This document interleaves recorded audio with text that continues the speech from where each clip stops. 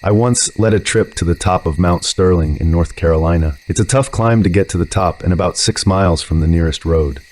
I was leading a group of 8 middle school kids and had one co-instructor. We were camping out on top of the mountain, and it was a beautiful night with a full moon. The kids and the other co-instructor went to bed in their tents. I chose to spend the night in a hammock that night. I was really into a book I was reading, so I stayed up and read until about 10:30 p.m. I turned my headlamp off to settle in for the night. Everything around me was rather bright from the moon and from the position I was in. I could see down the trail we had hiked to get to the top. I laid there enjoying the scenery and noticed something moving on the trail. Bears are common in the area, so I perked up.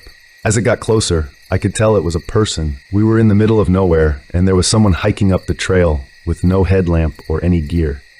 I was just frozen, watching this person move closer to our camp. They arrived at the top of the mountain where we were and just stopped. I watched as what appeared to be a man surveyed our camp. I really could only see the outline of him. He stood there for what seemed like 30 minutes, but may have been 10. He then turned and sat down under a tree facing our camp.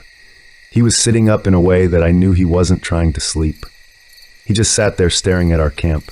I had no idea what to do. I decided to wait it out. I waited, just staring at the man while he stared at my camp. This went on until about 3:30 a.m. Then he stood up, took a moment to survey my camp a few minutes longer, and then went back down the trail he came up on. I to this day have no idea what that was all about, but it freaked me out. I was paranoid that we were being followed for the rest of the trip. I was on the job for several years before I got married and had children. By then, I considered myself a pretty rough and tough game warden. I had been in fights and fiascos and seen all manner of death and corruption. Like many in the early years of a law enforcement career, I most likely felt I was bulletproof, physically and mentally. Drownings are something that natural resource law enforcement agencies deal with quite frequently. Most of these departments handle the boat patrol in their respective states, so they get the call on boating accidents and drownings. Summertime often involves families with children in and around the water. Pulling a child's body from the water was always a terrible thing, but became much worse after I had kids of my own. There is no way to adequately explain the phenomenon of thinking that it could have been your own child that you retrieved from the water instead of someone else's. Then you think to yourself, how would I deal with this? The child's parents and relatives were often at the scene during recovery efforts. I did this often, and it may have appeared that I had it together and that this kind of thing didn't affect me, but I always felt inadequate and at a loss for words regarding what to say to the family.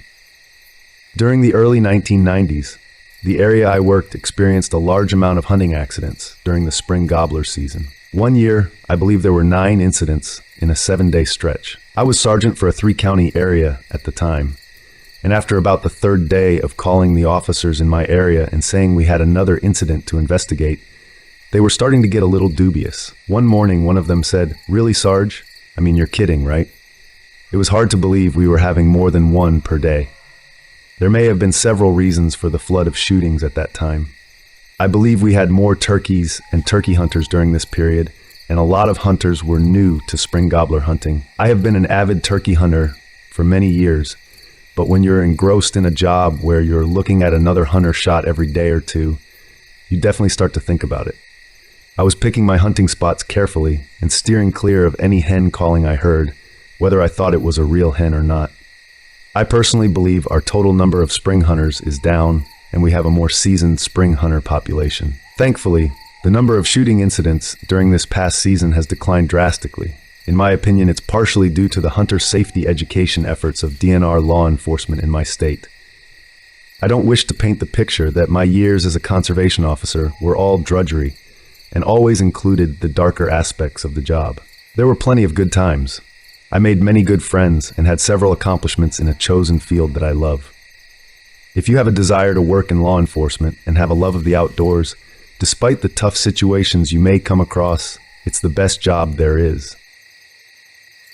Years ago, when I was still a teenager, my friend Justin and I would often go longboarding at night, as my friends and I were quite the night owls. We loved the freedom of almost never seeing another soul on the roads or the paths we frequented. Even when using main roads, it would be very rare to see a car out so late in such a rural area, and you could see and hear them coming from very far away due to their headlights and the noise of the vehicle disrupting the peaceful silence of the night. We were really into it at the time and would often ride our boards for miles and miles, sometimes not arriving home until the sun was up. One particular night, we decided to ride a few miles away from our usual back roads to take one of our favorite hidden routes. It began with a narrow, paved path that was the only piece of land separating two sides of a long lake. It would often sink under due to rain, and we wanted to seize the opportunity to use it before it rained and went underwater again. It was roughly 2 miles long and was extremely relaxing to ride through due to the scenery. After making it to the end of the lake, we decided to continue moving and turn into a very close path that leads directly into a densely wooded wilderness preservation. As we came up to the first hill, we looked down at the bottom into the blackness. We both noticed what appeared to be a tiny, moving ball of dim light down there. It moved so strangely, and it was extremely difficult to make out what it was. Rather than shine our flashlight down, we curiously watched it for a few moments, whispering to each other about what it could possibly be. All at once, that small light turned into multiple blinding lights and extremely loud revving sounds, overwhelming our senses that had become accustomed to the dark and silence. Acting purely on fear, we instantly turned around and ran as fast as we could, hearing yelling and revving gaining behind us. By sheer luck, we managed to run off path into a very dark, very overgrown hole in the side of a hill overlooking where we had just come from. We decided to hide in the natural dugout of this hill, hoping the plants and darkness would be enough to protect us from whatever was happening out there. We watched our pursuers ride up to where we had originally been standing. There were 4 men, 2 on 4-wheelers, and 2 on full-sized motorcycles. They were yelling at each other about something, but we couldn't make out what they were saying due to the distance we had covered. We felt safe enough to whisper very softly to each other and speculated who these people could be. Our first thought was, they might be park rangers of some kind, although we had never seen one here in the many times we had been through, and honestly, we doubted that this county had the budget or even the desire to have anyone patrol the deep woods at night. Besides that, these men were on vehicles entirely inappropriate for the paved bike trails, and they were very angry about something. They called out to us for a while, yelling things like, "We know you're out there, and we can see you. Come on out." We stayed silent and decided to call their bluff instead of running. Eventually, we clearly heard one of the men yell, "Find them now," and smash a bottle. That had erased any hope we had that these were just park rangers. We watched them split up, each of them going a different way down the series of paths on their vehicles, including the path we came from. It took us what felt like ages to even move. We were frozen in terror inside that dugout, watching the lights from the vehicles travel through the woods and paths. One of them already coming full circle and passing the point he started from. I thought about calling for help, but I was too afraid to open my phone in fear that even the smallest amount of light would give away our location. After waiting for the lights of the vehicles to reach their farthest distance yet, we finally summoned the nerve to get up and try to run somewhere far enough from these people to safely make a call. We ran as hard and fast as we could through the woods. Since their headlights gave away their location on these paths, we would hide again whenever we felt they were getting too close. Our available hiding spots were getting progressively worse as the woods became less dense, and the fear I felt waiting for one of them to drive past us while basically only being covered in leaves and plants may still be unmatched to this day. Finally, we emerged from the woods onto the intersection of 2 main roads, far from where we started. We ducked down into the ditch to call for help. When I opened my phone, I noticed I had recent missed calls from one of our other friends, Connor, who we were supposed to meet up with after our longboard excursion. I called him and frantically asked where he was. Luck was with us again. He hadn't given up on our plans despite us ignoring him, and was only a few miles away, already heading in our direction. I gave him the names of the 2 streets we were near the corner of, and explained that we needed picked up right away. He agreed to speed over to us while Justin and I waited in hiding. Thankfully, Connor arrived before any of those men did. We bolted into the back seats of his car, yelling for him to get out of there, and he took off. Relief doesn't begin to describe what I felt being safely driven home after everything I had just experienced. After explaining everything that happened to Connor, we ended up just moving on with our night and decided not to call the police. We figured they would be gone by the time any officer made it out there, and that we would only be putting ourselves at risk by admitting to breaking the law by taking those paths so late at night. I still have no idea what happened or who those people were. I've been told all kinds of theories from friends and family that have heard this story. Some think we walked right up to a huge drug deal. Justin and I later admitted to each other that when the revving started and we couldn't see, our minds both went straight to chainsaw-wielding horror movie serial killer. So I suppose it could have been much worse. Frustratingly enough, whatever those men thought we saw that made them want to catch us so badly, we never actually saw. We'll never really know, I suppose. This event took place in an area of the Kisatchie National Forest in Louisiana, spring of 2010. Myself and 4 other friends, all males, 19 to 21 years of age, decided to go camping a few weeks before the semester ended. We looked online and discovered Louisiana's National Forest, Kisatchie, was a great place to go camping. We'd drive for about a half an hour to find a spot. Ultimately, we parked along the side of the road and walked out into the woods about 1/8 of a mile. Maybe even shorter than that, actually. A fire was lit, and soon all of us were playing music, smoking, and having a good bit of whiskey. No one was wasted, but 2 of my friends did take it easy with the smoking and whiskey, and were sober, or close enough to it, when we headed in for the night. We woke up within minutes of each other the next morning. Hard to get around a tent without waking the others up. That's when I noticed the 2 guys who didn't drink much were looking worried. I asked what was up, and they told us something happened last night. My 2 friends heard some noise outside the tent and woke up to investigate. As they pulled the zipper down on the front flap, they saw 2 guys with flashlights close to the tent. One of the men asked, "How many of you are in the tent?" My friend told him 6 or 7 guys were in the tent. While telling the story, he said he wasn't sure where that lie came from, but he just stuck with it. The 2 men lowered their lights, said they were park rangers, and simply stated that we couldn't camp in the area, but just to move our site when the morning comes. They then left. To prevent us from getting in trouble and future rangers from searching us and finding pot, we decided to pack up and go to a ranger station and ask which areas we could camp. The station wasn't too far, and we talked with the rangers for a while. We explained what happened and said we weren't far at all. One of them looked a bit confused. "Could you show me on this map where you boys were camping last night?" We quickly point out a spot close to the road we came from. She walks away to her computer for a minute or 2 to check on something, then came back to talk to us. "You boys were free to camp there. We have no zones even close to that road where you couldn't camp at. Also, I just checked our call-ins. No rangers reported anything from that area of the woods last night." My friend, who originally told us what happened, started to look a little pale. Now that I think of it, those 2 guys weren't wearing uniforms. It was just black shirts and pants.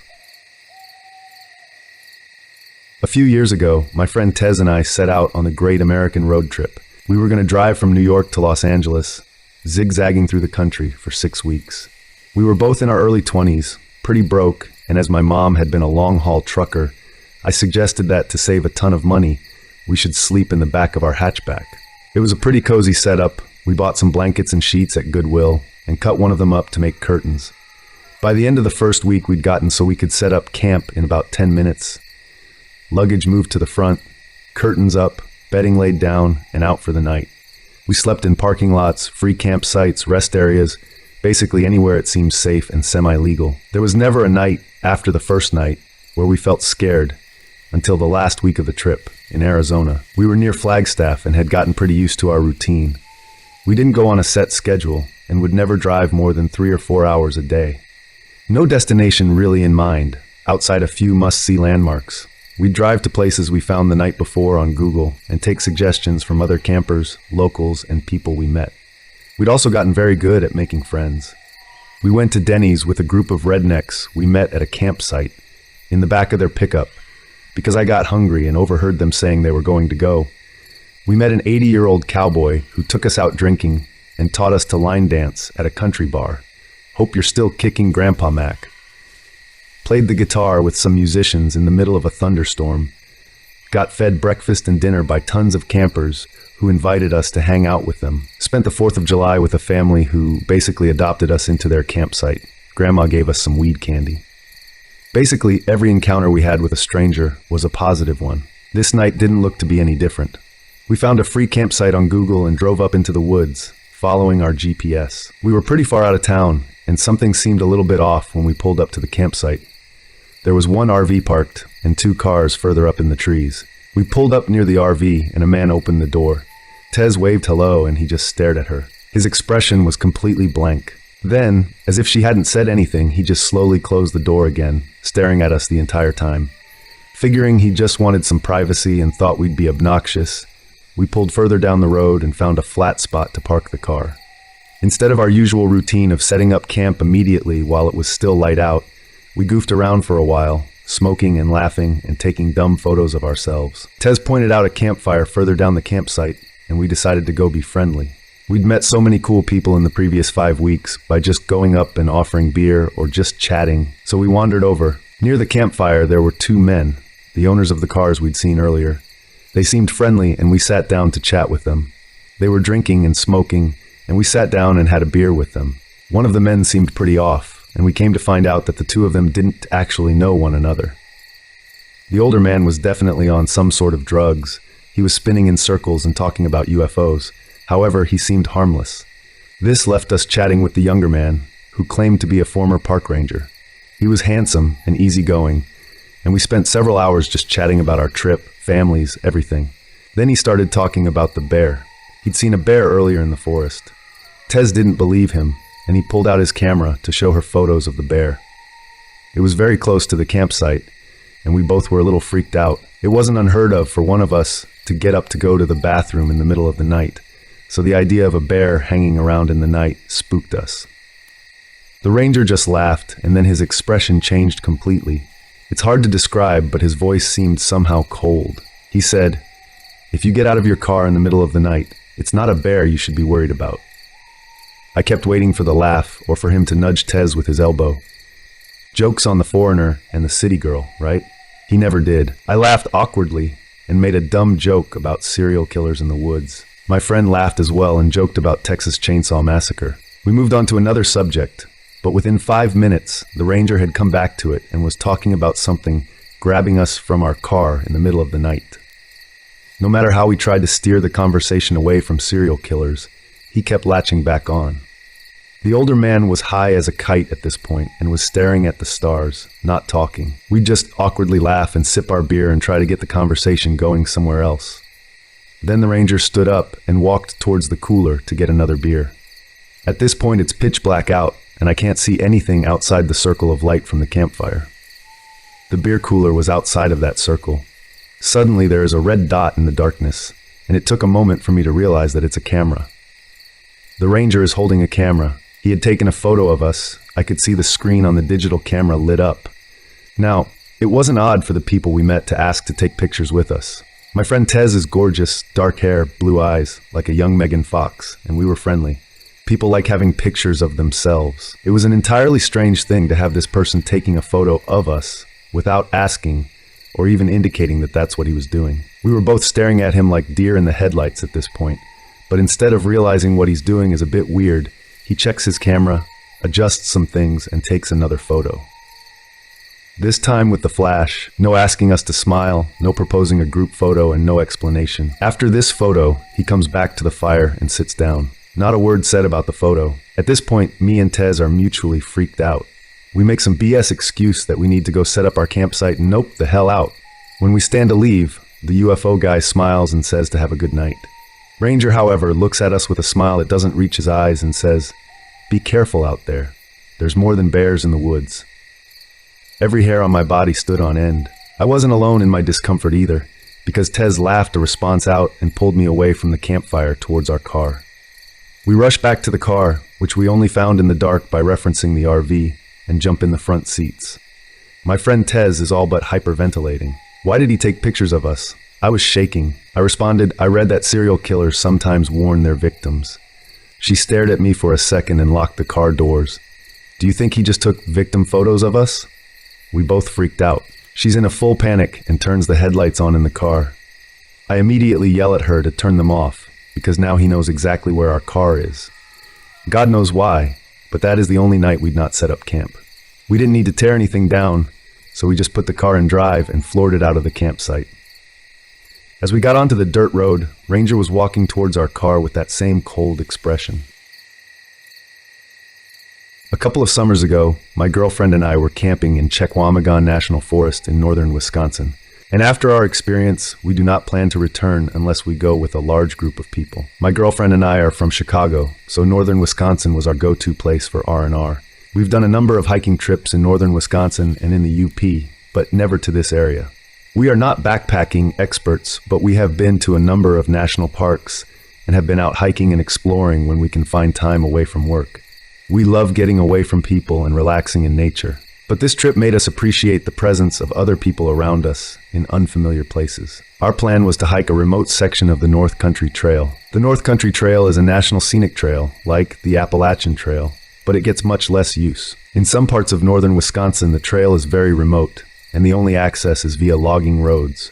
We planned to hike 15 miles along the trail to a backpack shelter, spend the night, and hike back to the car the following day. We spent the night at a friend's house in Wausau, and we set out early the next day to the trailhead. As we entered the national forest boundary, we were captivated by the beauty of the thick green forests. I drove slowly along the gravel logging roads as we made our way to our parking spot.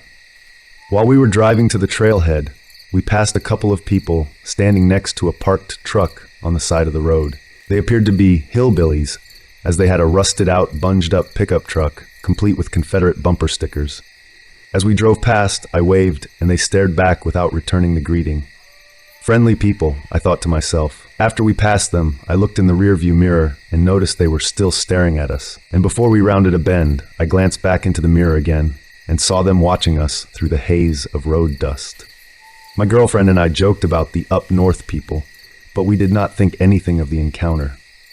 Aside from those people, we did not encounter anyone else on the remote logging roads within the national forest boundary. We found the trailhead about 15 minutes later, after winding our way on the narrow logging road. There was no one else parked at the trailhead, a perfect chance to get some needed solitude, fresh air, and relaxation. After parking and making sure the car was locked, we hoisted our packs and set off on the trail.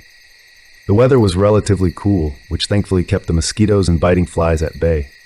We took pictures along the way, and we marveled at the lushness of the forest and the topography of the glacial moraine. After a solid 8 hours of hiking, we found our campsite. It consisted of a wooden backpack shelter and a fire ring. Even though the shelter provided ample space for us, we opted to set up our tent in a small clearing, about 100 feet behind the shelter. We built a fire at the shelter fire ring, and I boiled water for our dehydrated trail food. As we ate, we watched the sky slowly turn dark. My girlfriend and I passed around a cup filled with wine, and we marveled at how many stars you could see away from the city. When the fire was reduced to a small pile of glowing embers, we decided to head back to the tent. We settled into our tent and looked through the pictures we took that day. But after lugging a heavy pack for 15 miles and drinking some wine, I was ready for some shut-eye. When we camped at state and national parks, I usually wore earplugs. But that night, there were no RVs or other campers to make noise, so I closed my eyes and let the noise of the forest lull me to sleep. My girlfriend was very uneasy that night, but she normally had some apprehension whenever we were sleeping away from home. I'm not sure when we drifted to sleep, but we awoke to a bone-chilling noise. It was pitch dark outside, and over the insects in the forest, I heard a dull thud. It sounded like someone was hitting two logs together. My girlfriend and I were wide awake at this point, and we lay silently in our tent, hearing the noise again. Our old tent had a mesh window, but the backpacking tent we were using had no window. We could only guess at what was making the noise outside our tent. We initially thought that an animal got at our food and garbage bag, which we left in the shelter, but the noise was too distinct, and it did not sound like rustling through food wrappers or our camp equipment. Our hearts were pounding as we heard the persistent knock in the darkness. Unarmed and scared shitless, we did not know what to do. I would normally have carried a can of bear spray, but I decided to leave it at home to save on weight, against the wishes of my girlfriend. The knocking continued, but we remained still so as to not give away our location. For all we knew, whatever was making the noise had already spotted our tent. After what seemed like an eternity, the knocking sound ceased. We lay in complete silence, with only the dull buzz of the insects in the background. Then we heard it. Leaves rustling, a branch breaking, voices. We heard low talking in the distance. We could not make out what was being said, but it sounded like a couple of people taking in the distance. The voices continued for a bit, but to our relief, the voices did not seem to be getting louder. Whoever was out there did not spot the tent, or decided to leave us alone. We sat in our tent for the rest of the night, adrenaline surging through our veins. At the first light, we slowly got out of the tent. I looked around in all directions to see if anyone was out there, but I only saw the forest and the backpack shelter. We quickly rolled up our sleeping bags and camp pads and put our tent away. When we got to the shelter, my girlfriend screamed in horror. On the entrance to the shelter, the wood was freshly cut. The word "kill" was cut into the shelter wall, and there were a number of axe/knife cuts where someone was chopping at the wall. I looked at the ground and saw a scattering of fresh wood splinters. After grabbing our food supply and garbage bag, we got the hell out of there. We were nearly jogging with our gear as we made our way back to the car. I kept glancing back over my shoulder and gazing out through the woods to see if anyone was following us. We traversed the glacial eskers that we saw the day before, and we knew we were getting close to our car. We were quietly rejoicing as we neared the trailhead. We made it back to the trailhead in near record time. But something was wrong. The windshield wiper on my car was sticking straight up, and there was something stuck to the wiper. As we inched closer to the car, I saw there was blood smeared on the windshield, and a squirrel carcass was impaled on the wiper blade. Hair and blood still stuck to the wiper and on the hood of the car. I didn't bother cleaning off the car. We threw our gear in the trunk, and I sped off without removing the animal from the wiper blade. As I sped down the gravel logging road, I kept glancing in the rearview mirror, but I could not see anything through the cloud of road dust behind the car. When we got to a gas station by the nearest town, I removed the carcass with a wad of newspaper, and I tried to remove as much dried blood as I could. I filled up on gas, and we didn't stop until we made it to Milwaukee. This was the last trip I took to the woods of northern Wisconsin.